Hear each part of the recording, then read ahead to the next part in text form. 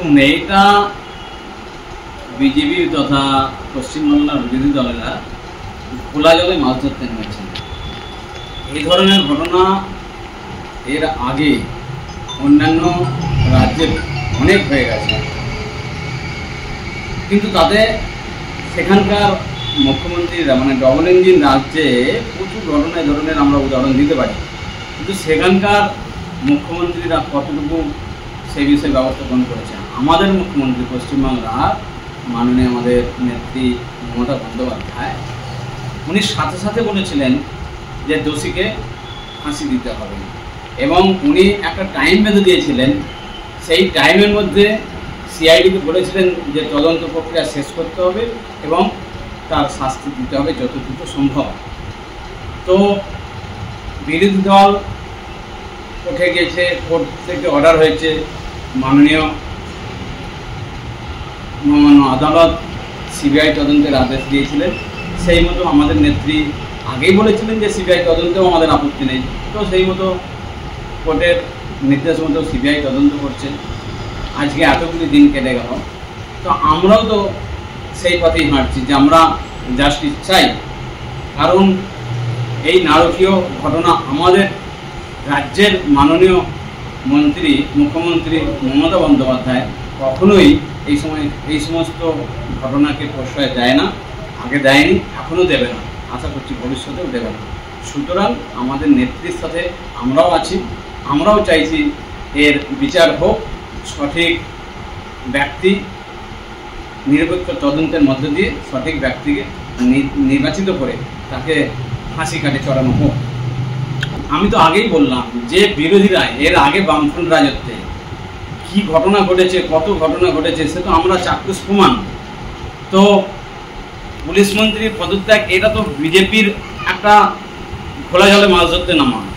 এরা তো আসলে ওই মেয়েটার খুনির বিচার বা মেয়েটার খুনিকে খুঁজে বার করা তদন্ত চায়নি। এরা খোলা জলে মাছ ধরতে নেমেছে রাজ্যে একটা ঠাপ্যভাবে, যেহেতু বাংলাদেশে এরকম একটা ঘটনা ঘটে গেছে সেইটাকে হাতিয়ার করে এরা চাইছে এই জায়গাতে মানুষকে ভুল বুঝিয়ে ওরা ক্ষমতা দখল করতে চাইছে। কিন্তু বাংলার মানুষ, বাংলার মা বোনেরা সচেতন, ওই ফাঁদে পা দেবে না। আপনারা বিগত নির্বাচনগুলোতে দেখেছেন হোটেল ভোটে আমাদের নেত্রীকে সমর্থন করেছে, তথা আমাদের তৃণমূল কংগ্রেসের সমস্ত প্রার্থীকে বিপুল ভোটে লোকসভা নির্বাচনে জয়যুক্ত করেছেন, আশীর্বাদ দিয়েছেন।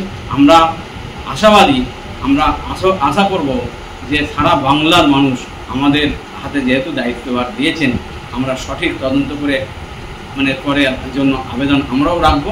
আমাদের নেত্রী নির্দেশ দিয়েছেন, আগামী দিনে অনেক কর্মসূচিও দিয়েছেন, যাতে সিবিআই এর আগে যে সমস্ত কেসগুলোতে এখনো পর্যন্ত সঠিকভাবে তদন্ত করে সঠিক লোককে বার করতে পারেনি। আপনারা দেখেছেন নোবেল পুরস্কার সহ বিভিন্ন, আজকে তাপসী মালিকের আজ পর্যন্ত তার কোনো বিচার সঠিক তদন্ত করে সেই দোষী ব্যক্তিকে নির্বাচন নিশ্চিত করতে পারেনি এই সিবিআই। তো সিবিআইয়ের ঘুড়ি ঘুড়ি প্রমাণ আমরা তুলে দিতে পারবো যে তারা আজ পর্যন্ত সেই সমস্ত করতে পারেনি বিচার। আমাদের নেত্রী সিআইডিকে দিয়েছিলেন, কিন্তু মহামান্য আদালতের নির্দেশে যেহেতু সিবিআই করেছে করুক, আমাদের তাতে কোনো আপত্তি নেই। কিন্তু আমাদেরও দাবি সিবিআই যত দ্রুত সম্ভব ওই ব্যক্তিকে খুঁজে বের করে তাকে ফাঁসি কাটে চড়াক। ছেলে মেয়ের ভবিষ্যৎ নিয়ে চিন্তিত? তবে আজই চলে আসুন দি অভিকর্মা কিডসে।